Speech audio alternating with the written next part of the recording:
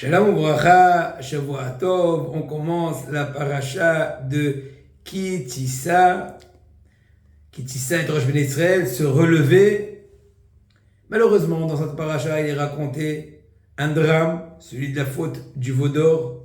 Nos sages disent qu'il n'y a pas tout cas de difficulté dans toute l'histoire d'Am Israël qu'il y a. Chaque fois, chaque difficulté, chaque malheur, Haz Veshalom, c'est un paiement partiel de la faute du veau d'or, de cette idolâtrie.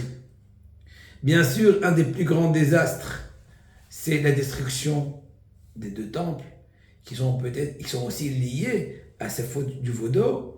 Sans pouvoir en même temps rentrer dans tous les détails, on sait très bien que Har Sinai, c'est le tikkun de Adam Egel, etc. Adam Arishon.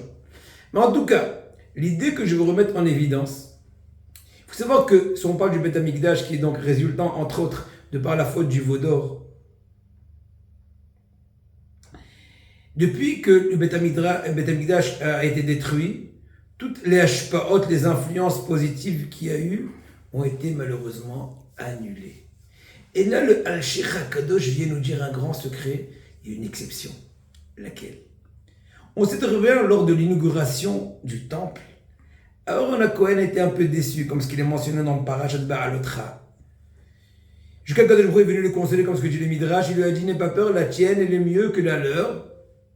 Que la leur, elle est temporaire. Tous les dons des princes qui t'ont précédé, qui ont tout amené ce qu'il fallait, toi, a priori, tu n'as rien encore à faire, mais la tienne est pour toujours. Le Ramban explique sur place qu'en fait, on fait allusion à l'allumage des Hashmonaïm après toute la paracha des Grecs. Comme ça, il dit le Ramban, c'est la récompense, c'est la consolation de Aaron. Comme ça explique le Ramban. Mais le Al-Shir HaGadosh, Rabbi Moshe Al-Shir, qui était à l'époque de Maran, il était Mousmach Rav Samour de par Maran, Maran lui-même de par Mari Bera. Et bien le Al-Shir HaGadosh dit un truc extraordinaire. Il dit que Aaron Cohen, jusqu'à ce jour-là qu'on est en train de parler, il est en train d'allumer la menorah dans les cieux. Et la question se pose, quelle est la différence de cette exception? Quelle est la raison de cette exception? Pourquoi tous les autres Hashpaot, comme ce que Gemara a dit dans Maseret Souka, combien ils sont idiots ces goïms-là? Pendant qu'il y avait le Beth Amikdash, on offrait les 70 veaux pendant les différents jours, 13, 12, 11 en dégradation, chacun des jours de Sukkot, 13 veaux, 12 veaux, etc., pour expier sur les fautes des goïms, pour continuer à amener les émanations des mondes célestes pour la bonté et les influences positives de la qualité des fruits, de la parnassa, de la brioute, de tout. Donc ils sont venus détruire ce lieu de bonté. Mais tout ça a été cessé malheureusement après le Beth Amikdash. Mais une chose est restée, l'allumage de Aaron Cohen jusqu'à ce jour-là, il continue à l'allumer. Bien que Akadosh Baruch Hu a juré qu'il ne rentrera dans Yerushalayim Shel Ma'ala que quand il y aura Yerushalayim Shel Mata, il ne rentrera qu'en haut quand il y aura en bas, il rentrera dans le Beth Amikdash d'en haut quand il y aura celui d'en bas, mais l'image de la menorah continue, c'est le Al-Shir HaKadosh. Et pourquoi? L'explication est très simple. On a dit dans le cours précédent que l'allumage de la menorah était le symbole de la sagesse.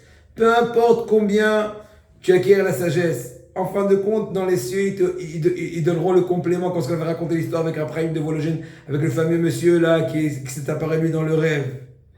Et donc, qui dit sagesse de la Torah, le feu de la Torah, pour que le monde tienne, il faut que le feu de la Torah continue sans cesse. C'est pour ça qu'Aaron Cohen, jusqu'à cet instant-là, est en train d'allumer les bougies de la Nérot. Rabotai, le message est simple.